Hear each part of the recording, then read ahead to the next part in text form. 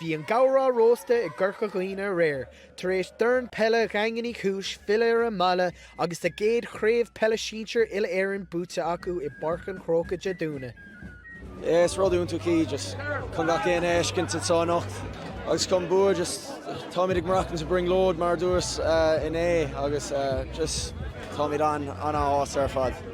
Tá sé go húntaach canar cíann tú an slua bhíonn á an rothad an nómh agus mór himple an bhaile agus tá sé duchcréite do chuoine níor ceapam mar go méis an sá cúpla mí ó hin agus is rodúntaach agus don cuman rud lád ar saoile se hé.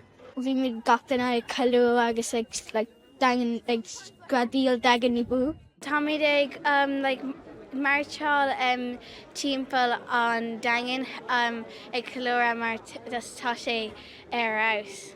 Chuoi mé sus go dtí porca crocaigh, bhí sé cómha agus tá sé anathair borgar bhuaigh an dagan. Séisiúr leibhíán dimirí peile na riachta agus trí chomórtas náisiúnta búta ag foireann Chiarraí le dé lá nuas.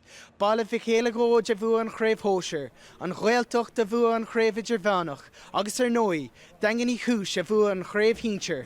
Conor O'Donnell Nuacht, Aip Cúla4, Dhaingean Uí Chúis, Chur Dhaingean.